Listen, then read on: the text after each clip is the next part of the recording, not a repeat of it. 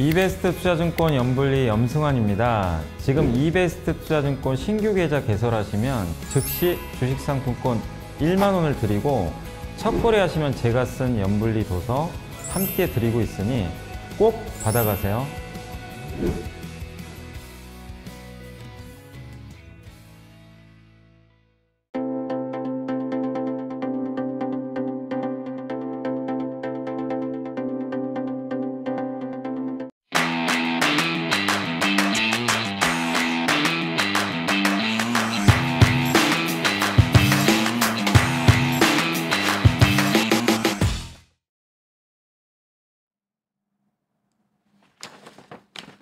네, 안녕하십니까.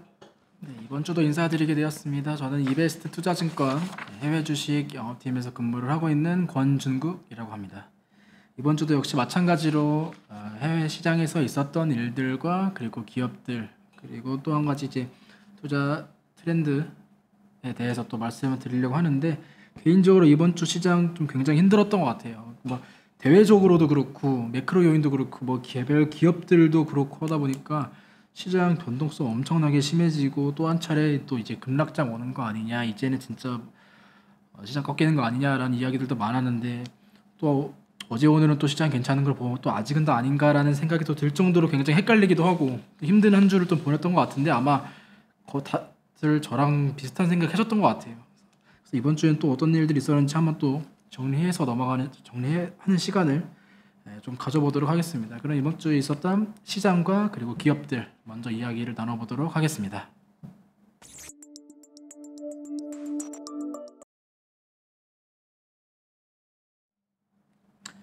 네, 이번 주 시장 보도록 하겠습니다. 미국 먼저 보겠습니다. 미국 같은 경우에는 이번 주에 다우는 2.69% 상승, S&P 500 같은 경우에는 2.14% 상승, 나스닥은 1.42% 상승하는 모습을 보였습니다. 시장 변동성이 굉장히 심한 모습에도 불구하고 어제와 그저께 이제 미국 시장 같은 경우에 좀 강하게 반등을 하다 보니까 주간 수익률로는 그렇게 나쁘지 않은 그런 모습들을 보여줬던 것 같은데, 다만 이제 체감은 이거보다는 조금 덜하지 않나, 저는 좀 개인적으로 그렇게 생각이 들더라고요. 좀 다 섹터별로 또 나눠서 보게 되면 미국 이번 주도 역시 계속적으로 강세를 보이고 있는 국제유가에 따라서 에너지 섹터가 가장 강한 모습을 보여주는 그런 그런 섹터 움직임을 좀 보였다라고 보시면 좋을 것 같습니다. 네, 기업들 보게 되면 이번 주에 제일 수익률을 좋았던 상위 기업들 중에 1위는 머크가 올라왔다. 헬스케어 머크가 좀 올라왔다라고 볼 수 있을 것 같은데, 이번 주에 주간 수익률 9% 정도 기록을 하였고, 차트로 보게 되면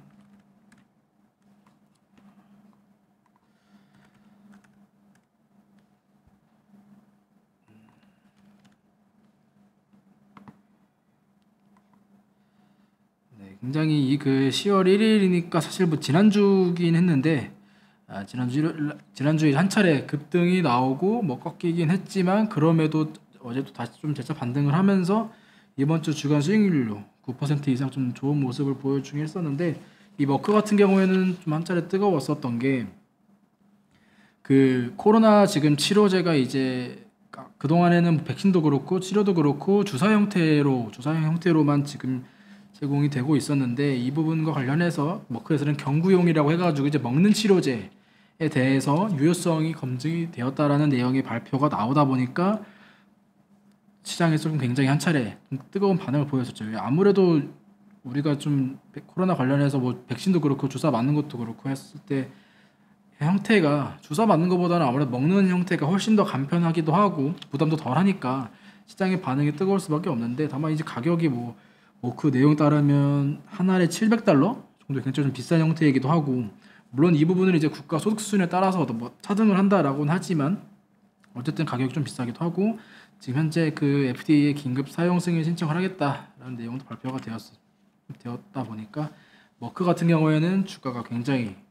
좋은 모습을 보였었고, 반면에 주사 형태로 지금 관련된 기업들 같은 경우에는 주가가 좀 반대로 좀 빠지는 모습, 그러니까 좀 정반대의 모습을 좀 보였다라고 보시면 좋을 것 같습니다. 화이자뿐만 아니라 사실 더 빠졌었던 거는 모더나가 조금 더 크게, 아무래도 모더나가 거의 대부분이 코로나 백신으로 매출이 나오고 있는 상황이다 보니까 관련돼서 좀 많이 빠졌다라고 볼 수 있을 것 같고요. 이 외에 또 기업들을 보게 되면 주로 이제 또 중국 관련된 기업들이 또 눈에 좀 띄었었던 것 같아요. 보게 되면 5위 이제 징동닷컴이 이번 주 5.62%, 그리고 알리바바도 5.37% 이번 주에 강세를 보였었는데, 주가로 보게 되면 네, 그 어제 나온 소식으로 따르면 지금 이제 미국과 중국 간의 갈등에 대한 문제는 뭐 여전히 계속적으로 이어지고 있는데, 바로 어제 같은 경우에는 연내 미국과 중국의 협상이 예정이 되어 있다, 할 가능성이 있다라는 내용이 발표가 되다 보니까 중국 관련된 ADR 기업들이 역시 강세를 보인 그런 한 주를 보였던 것 같습니다. 뭐 어떤 내용이 나올지에 대해서는 아직 모르지만 연내 정상회담을 개최할 것이다 라는 소식만으로도 워낙 많이 빠져있다 보니까 관련된 기업들의 주가가 굉장히 크게 반응을 보였던 것 같습니다. 이뿐만 아니라 몇 가지 조금 더 말씀을 드리게 되면, 일단 그 대형 IT 기업들의 변동성도 이번 주 좀 심한 모습을 보였었는데, 특히 페이스북 같은 경우는 주가 흐름도 굉장히 많이 안 좋고, 어제도 나스닥 강세를 보인 것과 반대로 페이스북의 주가는 좀 빠진 모습을 보여주고 있는데, 일단 이 페이스북 같은 경우에는 이 독점 금지법에 지금 가장 크게 영향을 미치고 있는 부분도 있었고, 또 한 차례 이제 그 인스타그램 아마 쓰셨던 분들은 다 알고 계실 텐데, 한 차례 그 접속 장애가 또 발생을 하다 보니까 이거 관련해 가지고 또 주가에 또 악영향을 미쳤다고 볼 수 있을 것 같고, 사실 그 좀 더 디테일하게 내용을 보게 되면 이 반독점 관련해서는 SEC에서 이미 한 차례 제소를 받은 내용이 있는데, 이 자체 플랫폼에 대해 사회적 위험을 페이스북이 기존에 알고 있었다, 너네 알고 있었다, 그럼에도 불구하고 제대로 공개를 하지 않았다라는 내용으로 지금 SEC 증권거래위원회에서 한 차례 지금 제소를 받은 상황이고요. 유럽에서도 관련된 유사한 내용으로 이제 수사가 들어갈 것이다, 뭐 이런 촉구해야 된다, 뭐 이런 내용들도 있었고, 뭐 10대들에게 해로운 광고를 막지 못했다라는 내용에 대해서 이제 그 주가워크에 대해 답변을 요구했다라는 내용, 그러니까 전반적으로 좀 안 좋은 내용들이 나오다 보니까 페이스북의 주가가 좀 강하게 좀 하락하는 모습들, 그렇게 좀 보여주었던 것 같습니다. 사실 페이스북의 실적 같은 경우에는 이제 대부분의 매출이 구글과 마찬가지로 광고 쪽이다 보니까, 작년에 이제 코로나 때문에 광고가 많이 줄어들면서 실적이 안 좋았었고, 그렇다 보니까 오히려 올해 같은 경우에는 경기 회복에 따라서 이 광고 매출에 대한 실적 기저효과에 대한 기대감 때문에 주가가 좀 흐름이 괜찮았었는데, 지금 최근의 추세는 사실 9월 말 이후로는 그렇게 좋다라고 보기는 어려울 것 같습니다. 아무래도 이 대형 IT 기업들 중에 반독점, 독점 뭐 이런 내용에 가장 크게 영향을 받는 기업이 현재 페이스북이라고 보시면 좋을 것 같습니다. 그리고 이번 좀 넷플릭스 주가도 나쁘지 않았는데, 넷플릭스 같은 경우에도 계속적으로 좀 추세가 좋죠. 좀 상승하는 모습, 주봉으로 봤을 때도 굉장히 올라오는 모습 보여주고 있는데, 한 차례 그 디즈니 플러스가 나오면서 가장 시장을 OTT 리딩하고 있었던 넷플릭스가 조금 타격을 받을 거다라는 내용 때문에 한동안 이렇게 몇 달 동안 좀 주가 굉장히 박스권을 보이면서, 물론 시장도 그랬지만 넷플릭스의 주가도 박스권을 보이고 있었는데, 최근에는 또 디즈니가 뭐 3분기 가입자 수가 조금 둔화될 것이다, 넷플릭스가 예상치보다 가입자 수가 올라올 것이다 라는 내용 때문에 최근에 좀 상반되어 움직이는 게 조금 눈에 띄게 있었던 것 같습니다. 그리고 시장, 이번 기업들도 보게 되면 사실 시장 같은 경우에, 미국 같은 경우에는 지금 정치적인 내용들, 주요 법안들에 관련된 정치 불확실성 때문에 시장이 조금 더 강하게 출렁였던 것 같아요.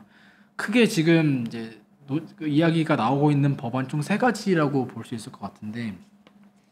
첫 번째가 부채 한도, 그러니까 이 미국의 부채 한도가 너무 과도하게 나와 있다 보니까, 이 부분이 만약에 이대로 가면 이제 디폴트의 우려, 그러다 보니까 그 신용평가사 피치 같은 경우에는 미국의 신용 등급이 강등될 수도 있다라고 경고할 정도로 관련된 내용이 좀 주목을 해봐야 되는데, 다만 이 부분 같은 경우에는 이제 바로 어제 나온 기사에 따르게 되면, 일단 한도 일정 같은 경우에는 이제 12월 초까지 연장을 하면서 일단 한 차례 좀 내용이 나왔다고 볼 수 있을 것 같고, 이 부채 한도를 늘리는 것에 대한 법안 같은 경우에도 지금 계속적으로 민주당과 공화당 쪽에서 그 줄다리기가 이어지고 있는 내용인 것 같은데, 결과론적으로는 시장에서는 뭐 이게 정말 미국이 부채 한도를 늘리지 못해서 지금의 부채를 특히 올해 작년부터 올해 급증한 부채 한도를 감당하지 못해서 뭐 디폴트로 이어질 것이다라고 보고 있지는 않기 때문에 결과론적으로는 뭐 해소될 것이다라고 보고 있지만, 시장의 불확실성은 충분히 키우고 있고, 관련된 내용이 나오다 보니까 그제는 굉장히 시장이 또 반대로 반등을 했다라고 볼 수 있을 것 같고, 이 부채 한도뿐만 아니라 지금 나머지 두 가지는 이제 인프라 투자 관련된 법안 1조 2천억 달러 정도의 인프라 투자 관련된 법안이 한 차례가 있고, 또 한 차례가 그 사회적 지출 관련돼서 이제 3조 몇천억 뭐 이 정도의 규모에서 지금 예정이 되어 있는데, 이 부분 같은 경우에는 공화당 측에서 굉장히 좀 강하게 반대를 하다 보니까 사실 계속적으로 좀 통과가 딜레이가 되고 있고, 이 부분이 시장에 계속적으로 매크로 요인에서는 좀 강하게 영향을 미치고 있는데, 아마 이 부분 같은 경우에는 이번 주 뭐 바이든 같은 경우에도 뭐 규모가 너무 많다고 했을 때는 이 규모를 뭐 조금 줄일 수 있다, 1.8조에서 뭐 2조 1천억 정도로 규모를 줄일 수 있다라는 내용, 그러다 보니까 합의에 대한 기대감을 키운 것도 있고, 관련된 내용들이 조금씩 개선이 되어야지 조금 시장이 좋아질 것 같은데, 아직까지는 그렇게 좀 지지부진한 모습을 조금 보여주고 있습니다. 이 법안들이 사실 각각의 내용이라기보다는 어느 정도 좀 이어지고 있는 내용이다 보니까 시장에서 굉장히 좀 주목을 하고 있는, 영향도 많이 받고 있는 그런 시장 요인이라고 보시면 좋을 것 같고, 그러다 보니까 관련된 내용이 불확실성이 계속적으로 커졌다라고 볼 수 있을 것 같습니다. 미국 같은 경우는 뭐 이 정도로 말씀을 드릴 수 있을 것 같고, 물론 어제 조금 더 보게 되면 어제 바이오주 좀 반등했던 것 같은데, 그 화이자가 5세, 그러니까 그 미취학 아동이죠, 5세부터 11세에 대해서 코로나 백신 긴급 사용 승인 신청했다라는 내용 나오면서 그 화이자랑 모더나 그다음에 바이오엔텍 반등하는 모습, 일시적으로 이렇게 반등하는 모습 보여주었었고, 반대로 머크 같은 경우에는 뭐 이 치료제가 아직까지는 뭐 백신을 완벽하게 대체할 수 없다라는 분석이 나온 것도 있고, 뭐 선천적인 기형을 유발할 수도 있다라는 경고로 나온 내용도 있다 보니까 급등 후에 계속적으로 좀 빠지는, 반대로 그런 모습을 좀 보였던 것 같습니다. 주가 기업들은 이 정도로 볼 수 있을 것 같고, 하락 종목도 말씀드렸다시피 모더나 나왔었고, 그다음에 그 페이스북도 저를 좀 말씀드렸던 내용이었고요. ETF 상승으로 봤을 때, 섹터로 봤을 때는 이번 주 역시 에너지가 계속적으로 강세를 보이고 있는 것 같습니다. XLE, 지난번에 제가 한번 섹터 ETF를 통해서 소개해드렸던 적이 있는데, XLE 에너지 섹터의 ETF가 주간 수익이 5.36%로 굉장히 좋은, 눈에 띄는 흐름을 보였었는데, 아무래도 국제 유가가 계속적으로 올라오다 보니까 관련된 에너지 기업들 좀 탄력을 좀 받고 있고, 다만 그저께 같은 경우 이제 푸틴이 이제 이 공급망, 에너지 가격이 워낙 많이 오르다 보니까 뭐 중국 같은 경우는 전력난에 대한 문제도 있고, 그래서 유럽에다가 이제 뭐 천연가스를 공급하겠다라는 내용이 나오면서 한 차례 이제 그 천연가스도 그렇고 에너지도 그렇고 좀 조정을 받은 그런 모습들을 좀 보여주었고요. 다만 아직까지 이 관련된, 사실 이 부분 같은 경우에는 단기적으로 해소되기가 좀 어렵기 때문에 추세는 계속적으로 가고 있는 것 같은데, 다만 이제 워낙 가파르게 가격이 올라오고 시장 상황도 굉장히 좋지 못하다 보니까 좀 빠르게 조정이 나왔었다라고 보시면 좋을 것 같습니다. 아무래도 TQQQ도 뭐 나스닥이 강세를 보였으니까 당연히 레버리지 ETF로서 좀 주간 수익률로 좋았고요. 금융과 관련된 섹터도 나쁘지 않은, 산업재 역시 마찬가지로 내용을 긍정적인 내용으로 볼 수 있을 것 같습니다. 하락 종목 바이오 관련된 ETF가 주간 수익률 마이너스 3.37%로 가장 좋지 못한 흐름을 보였던 것 같습니다. 아무래도 그 머크발 바이오 기업들, 코로나 백신 관련된 기업들의 주가가 좀 한 차례 조정이 나왔고, 머크도 조정이 나오고 모더나도 크게 빠지고 하다 보니까 관련된 ETF인 그 IBB 바이오 ETF가 좀 주간 수익률로는 가장 좋지 못한 흐름을 보였던 것 같습니다. 이번 주에 이제 그 미국은 요 정도로 말씀을 드렸는데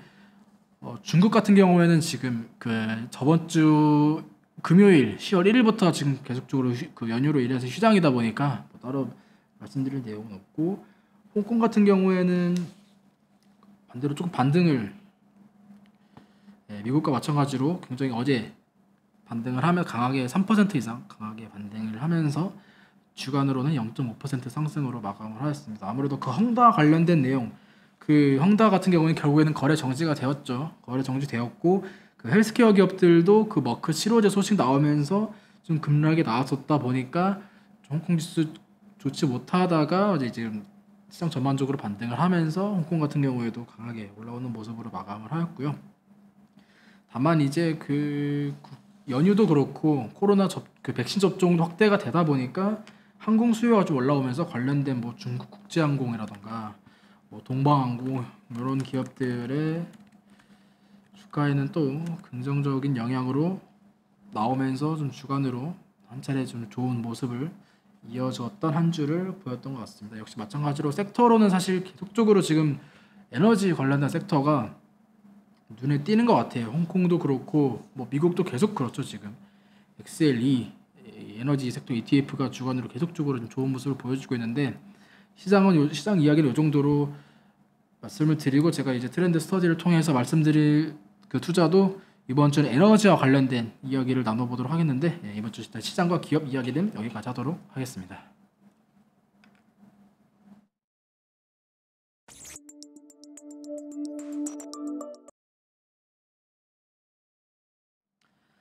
네, 이번 주도 트렌드 스터디를 통해서 제가 말씀드릴 주제는, 이번 주는 탄소와 관련된 이야기를 해보려고 해요. 정확히는 이제 탄소 배출권에 투자를 하는 ETF에 대해서 좀 소개를 해드리려고 하는데, 같이 지금 보게 되는 게 계속적으로 지금 국제 유가도 그렇고 뭐 천연가스도 그렇고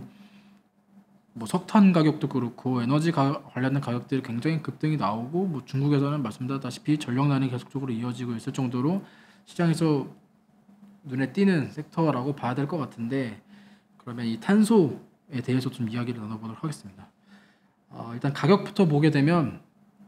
그 IHS라는 시장 조사 업체의 이제 탄소 지수 인덱스의 추이 5년 추이를 보는 건데, 지금 뭐 그렇게 크게 반응 없다가 2018년 정도부터 스멀스멀 올라오더니 올해 그리고 작년에 굉장히 급등을 하는 모습을 보여줬던 것 같습니다. 마찬가지로 여타 에너지와 관련된 좀 유사한 흐름을 보여주고 있는 것 같은데, 물론 이제 그 푸틴의 천연가스 공급 소식 이후로 좀 한 차례 급락이 나오면서 조정이 되었긴 했습니다만, 그러면 이 탄소가 뭐냐라고 봤을 때, 이 탄소 같은 경우에는 이제 그 6가지의 온실가스를 어떻게 보면 보통 이제 저희가 통칭해가지고 탄소라고 부르는데, 이 시장에서는 탄소만이 아니라 이 탄소를 배출할 수 있는 권리에 대해서 또 열린 시장이 있다 보니까, 이 탄소 배출권에 대해서 좀 말씀을 드리면, 이 6가지 온실가스, 이산화탄소나 메탄, 뭐 아산화질소 이런 거 포함해서 6가지의 온실가스를 일정량 동안 배출할 수 있는 권리. 그러니까 이 권리가 왜 나왔냐라고 봤을 때는, 계속 지금 시장에서 이제 파리 기후 협약 이후로 이제 탄소 절감 목표를 통해서 저희가 계속적으로 전 국가가 사실 나아가고 있다라고 볼 수 있을 것 같은 게,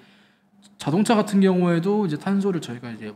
무제한으로 배출할 수가 없잖아요. 환경 오염 때문에. 그러다 보니까 전기차가 나오게 된 거고, 그렇다 보니까 그 과정에서 테슬라가 주목을 받았던 거고, 또 테슬라는 탄소를 배출을 하지 않다 보니까 그 이 탄소 배출권을 판매를 하고, 여기서 수익이 나다 보니까 작년에 흑자가 계속적으로 이어졌던 거잖아요. 그러다 보니까 시장에서 충분히 지금 주목을 하고 있는 에너지 중에 하나가 또 탄소 배출권이라고 볼 수 있는데, 이 할당량 같은 경우에는 뭐 각국의 이제 온실가스 감축 목표치도 있고 뭐 정책 수준도 있다 보니까 그거에 따라서 결정이 되고 있는데, 최근 같은 경우에는 경기 회복에 따른 이제 기업들의 가동률이 계속적으로 늘어나다 보니까 공장에서 나오는 탄소, 어쨌든 뭐 탄소 배출을 줄이라고 하더라도 어쨌든 지금 현재 입장에서는 계속적으로 가동이 되어야 되니까 배출이 되어야 되는데, 이 부분이 확대가 되다 보니까, 그러면 어느 기업도 나는 탄소를 조금 더 배출하고 싶다, 배출해야 된다라고 하다 보니까 이 탄소 배출권에 대한 수요가 늘어나게 된 거죠. 그러다 보니까 마찬가지로 가격도 늘어나게 된 거고요. 그리고 점차 계속적으로 각국에서는 또 온실가스에 대한 감축 목표치도 계속적으로 좀 상향이 되다 보니까 관련된 내용들 때문에 올해부터 지금 작년부터 올해까지 계속적으로 가격이 좀 신기록을 좀 빠르게 뚫어지고 있는 모습이었던 것 같습니다. 작년에 그 바이든 그 미국 대선 관련돼 가지고 바이든 후보 같은 경우에는 뭐 친환경, 그다음 트럼프는 또 이제 전통적 에너지를 강조하다 보니까 바이든의 당선 가능성이 높아짐에 따라서 작년에 이제 친환경 관련된 에너지 뭐 기업들도 그렇고 ETF도 그렇고 엄청나게 상승 많이 기록했잖아요. 그런 관련된 내용 좀 이어진다라고 보시면 될 것 같아요. 이 탄소 배출권이 지금 시장에서 거래가 되고 있다라고 말씀을 드렸는데, 거래 제도 ETS 같은 경우에는 이제 유럽 연합에서 시작을 해가지고 지금 미국도 그렇고 뭐 우리나라도 지금 시행이 되고 있고요. 중국도 올해 열렸고 뭐 뉴질랜드, 캐나다, 스위스 이렇게 여러 국가에서 지금 현재 이 탄소 배출권 거래 제도 거래 시장이 열려 있다라고 볼 수 있을 것 같고, 작년 기준으로 했을 때 이 시장 같은 경우에는 EU가 가장 큽니다. 거의 88%니까 가장 큰 규모를 자랑을 하고 있고, 물론 EU 유럽 같은 경우에는 가장 공격적으로 지금 탄소 중립, 온실가스 감축에 대한 목표치를 설정을 해놓고 나가고 있죠. 뭐 이 부분에 대한 가격 결정 같은 경우에는 관련된 정책이라던가 아니면 뭐 경기 변동이라던가 이런 매크로 요인들에 따라서 좀 영향을 받고 있는 부분인데, 이 시장 규모가 무시할 수가 없는 게 작년 연말 기준으로 했을 때 이 세계 3대 탄소 선물 시장에 대한 규모가 한국 돈으로 300조가 넘을 정도니까 굉장히 큰 규모를 자랑을 하고 있고, 또한 그 IHC 마켓이라는 시장 조사 업체의 자료에 따르면 작년 말에 이제 탄소 가격이 톤당 24.05달러였는데 지금 여러 나라가 지구 온난화에 대비를 하기 위해서 이 온도가 올라가는 1년마다 지구의 온도가 올라가는 이 한도를 1.5도로 맞추려고 지금 우리가 움직인다라고 했을 때는 이 탄소 가격이 톤당 147달러까지는 가야 된다, 갈 것이다 라는 추정이 나올 정도로 지금 전방 시장 상황이라던가 뭐 매크로 요인, 전방위적인 매크로 요인, 친환경 관련된 내용이 이 탄소 배출권 관련해서 좀 우호적으로 나아가고 있다라고 보시면 될 것 같습니다. 아무래도 이 부분 같은 경우에는 이 탄소 배출권은 아마 우리나라 국내 주식 투자하시는 분들한테도 좀 눈에 띄셨을 것 같아요. 왜냐하면 이제 저번 주였던 걸로 기억을 하는데, 우리나라에서도 이제 이 탄소 배출권과 관련된 ETF가 드디어 출시를 하게 되었고, 물론 미국에서도 된 지는 얼마 안 됐습니다만 그래도 작년에 이미 출시가 되다 보니까 운영이 되고 있고, 그래서 아마 뭐 해외 주식 투자하시는 분들한테도 제한이 될 수가 있고, 국내 주식 하셨던 분들한테도 이 탄소 배출권은 충분히 관심을 가져보실 만한 좀 주제라고 저는 생각을 하고 있습니다. 관련된 일정 보게 되면 EU가 아무래도 가장 공격적으로 스탠스를 보여주고 있는데, 이 탄소 배출을 이제 각국에서 무료로 할당하는 경우, 기업들한테 무료로 할당을 하는 경우도 있고 아니면 돈을 주고 할당하는 경우도 있는데, 무료로 할당을 자꾸 하게 되면 기업들은 그에 맞춰서 계속적으로 돈을 안 내고 탄소를 배출을 할 수가 있게 되는 거죠. 자연스럽게. 그렇게 되면 사실 저희가 지금 나아가고 있는 친환경 정책에 따르면 반대되는 움직이기 때문에 점차 이 EU에서는 무상으로 이 탄소 배출권을 주는 것은 비중을 줄이고 있고, 줄 테니까 돈 주고 사라. 너는 이거 필요하면 환경에 도움 안 되는 거 자꾸 쓰게 되면 좀 비용 나갈 거니까 돈 주고 사라라는 거에 대한 유상할당에 대한 규모는 늘어가고 있는 그런 상황이라고 보시면 될 것 같고, 반대로 2023년 같은 경우에는 탄소 국경세라고 해서 이 탄소를 배출할 수 있는데 관련돼서 제품을 생산하는데 탄소가 배출한다라는 해서 관련된 제품들을 수입을 할 때는 또 세금을 낸다라는 내용의 탄소 국경세를 2023년부터 도입이 예정이 되어 있다고 볼 수 있을 것 같습니다. 우리나라도 시장이 사실 EU처럼 그렇게 크지는 않은데 계속적으로 좀 늘려가고 있는 것 같아요. 뭐 파생 상품 도입을 하기도 하고, 얼마 전에 ETF도 또 실시를 했기도 하고요. 특히 연내 같은 경우에는 그 온실가스에 대한 목표치를 또 상향 조정을 할 것이다라는 계획도 지금 예정이 되어 있고, 그 해외에다가 석탄 발전소를 짓는 데 필요한 공적 자금에 대한 지원도 뭐 중단할 것이다라는 예상이 좀 나오고 있는 그런 상황이라고 보시면 될 것 같습니다. 그러니까 전반적으로 EU도 그렇고 우리나라도 그렇고 미국도 그렇고 전방위적으로 좀 친환경과 관련된 목표치를 향해서 좀 달려가고 있다라고 볼 수 있을 것 같습니다. 그렇다 보니까 자연스럽게 관련된 상품 그렇게 되다 보면 어떤 상품에 투자할 수 있을까라고 봤을 때 뭐 직접적으로 관련된 기업들에 투자할 수도 있지만 이렇게 아예 그냥 상품에 투자를 할 수도 있는 내용에 대해서 제가 준비를 해왔고 좀 소개를 해드리려고 합니다. 이 투자가 이 탄소 배출권에 투자하는 것에서 어떤 장단점이 있냐라고 봤을 때는 ETF를 먼저 말씀드리고 나중에 한 번 더 말씀드리겠습니다. ETF 지금 위에 티커가 INFL이 아니라 티커는 KRBN이라는 이름으로 지금 미국에서는 탄소 배출권에 투자하는 ETF가 지금 현재 운영이 되고 있습니다. 우리나라는 아직 뭐 일주일, 2주 얼마 안 됐는데 이 KRBN ETF 같은 경우에는 상장한 지 지금 한 1년 조금 넘었죠. 2020년 7월 30일에 상장이 되었고 뭐 운영 보수 같은 경우에는 뭐 조금 비싼 편이 있긴 하지만 뭐 그래도 뭐 1% 미만의 0.79%니까 뭐 인덱스와 그 액티브의 뭐 중간 정도 되는 그 정도라고 보시면 될 것 같고 운용 자산 같은 경우에도 적지가 않아요. 지금 9억 3천만 달러니까 한국 돈으로 뭐 1조가 넘을 정도로 운용 규모도 상장한 지 지금 1년 정도 좀 넘은 것 같은데 규모도 적지가 않고요. 물론 배당은 아직 좀 지급을 하고 있지는 않습니다. 기간 수익률 지금까지 수익률을 봤을 때 이제 10월 1일 기준으로 한 달 동안 약 3%, 3개월 동안 약 11%, 뭐 상장 후에는 무려 105.45%. 그러니까 상장한 지 1년 2개월 정도, 1년 3개월 정도 됐다라고 말씀드렸는데 상장 후에 수익률은 뭐 2배가 넘었다라고 볼 수 있을 것 같습니다. 물론 이제 향후에 그 수익률이 기존의 수익률을 담보를 하고 있지는 않지만 상장 후에는 이 친환경 바람에 따라서 이 관련 상품인 KRBN ETF의 수익률도 굉장히 좋았었다라는 점을 말씀을 드리고 싶습니다. 이 상품의 KRBN의 특징으로 보게 되면 국내에 있는 탄소 배출권에 그 투자하는 ETF들보다는 상대적으로 운용 기간도 길고 규모에도 당연히 말할 것도 없겠죠. 훨씬 더 크고요. 이게 주목을 받는 가장 큰 이유가 사실 전통적인 주식 개별 기업들과 어떻게 보면 조금 상반되는 움직임들, 상관관계가 좀 낮다라고 하다 보니까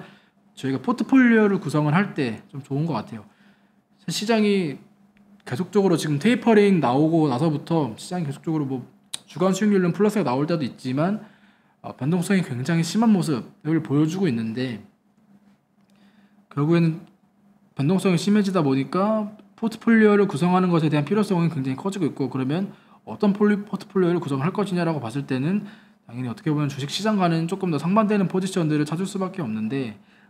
그 중에 하나의 대안으로 이 탄소 배출권을 투자하는 ETF가 대안이 될 수가 있는 거죠. 이 가격도 역시 아까도 보여드렸지만 2018년 이후에 좀 추세적으로도 좀 증가하는 추세를 보여주고 있고 시장 환경도 조금 우호적인 요인이 조금 더 많은 것 같아요.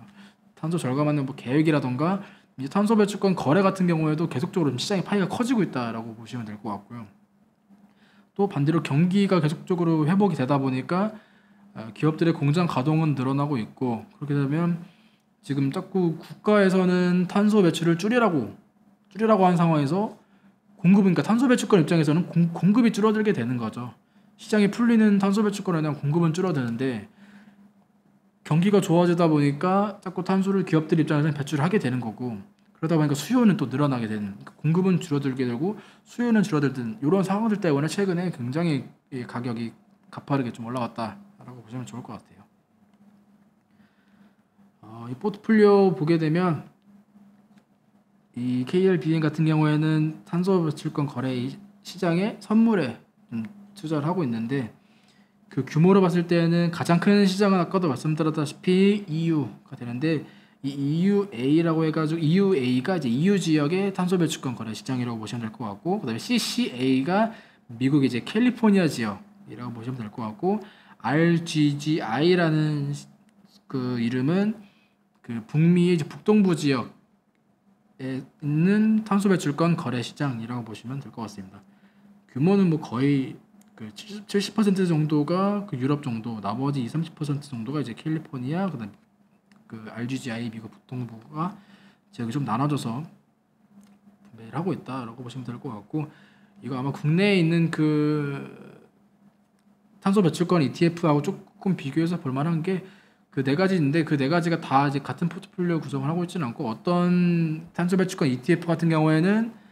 그 EU 지역에 대한 탄소 배출권으로만 포트폴리오 구성한 상품도 있고, 이렇게 KRBN처럼 그 여러 국가들의 탄소 배출권 거래 선물을 다 포함하고 있는 그런 ETF들도 있으니까 비교를 하셔가지고 좀 투자하시는 데 참고하시면 좋을 것 같습니다. 그럼 투자했을 때 어떤 장단점이 있냐, 어떤 메리트가 있냐라고 봤을 때는, 일단 주식시장이랑 상관관계가 낮다 보니까 우리가 이제 리스크를 대비할 때, 위험 대비할 때 포트폴리오로서 우리가 담을 수 있을 만한 요인으로 볼 수 있을 것 같고요. 그 시장 환경도 아까 말씀을 드렸던 것 같고, 역시 마찬가지로 경기 회복에 대한 모멘텀 역시, 공급도 역시 계속적으로 조절이 되고 있다라는 점도 장점이라고 볼 수 있을 것 같고, 단점이라고 했을 때는 거래가 이제 늘어나다 보니까 이 관련돼서 변동성이 이제 좀 심해질 수 있겠죠. 가격 변동성이 좀 심해질 수 있고, 기업들이 이제 어떤 기술 계속적으로 이제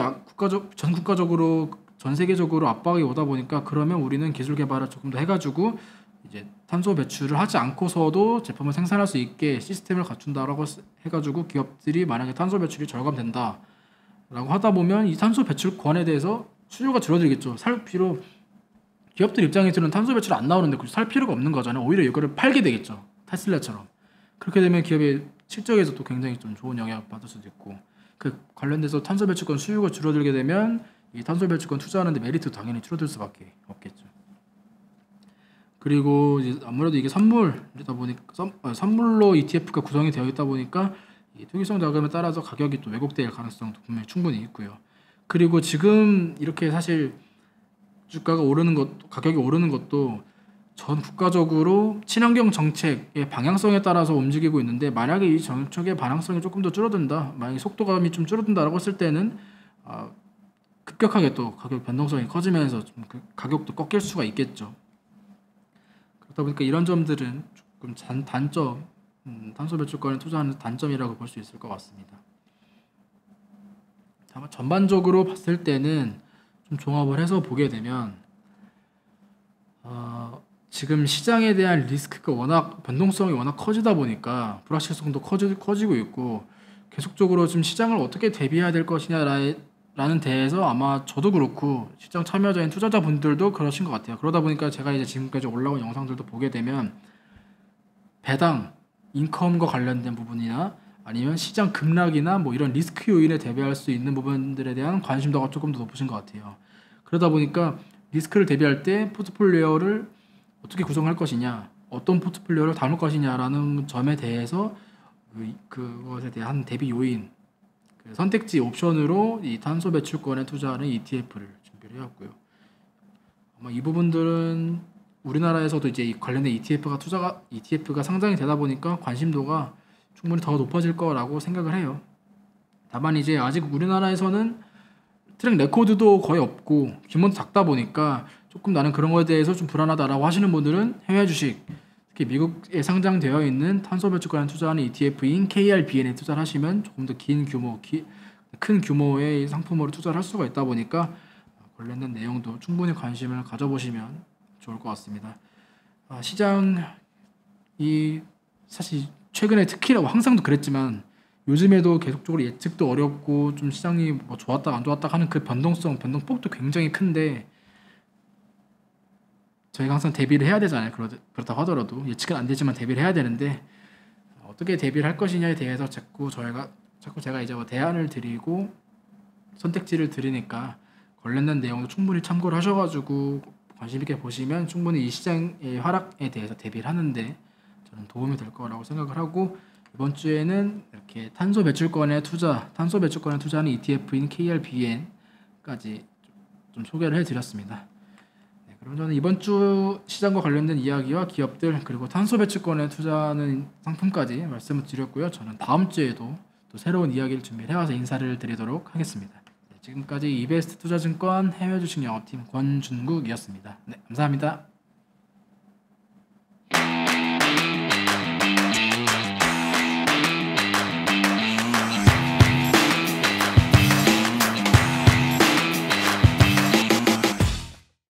이베스트 투자증권 연불리 염승환입니다.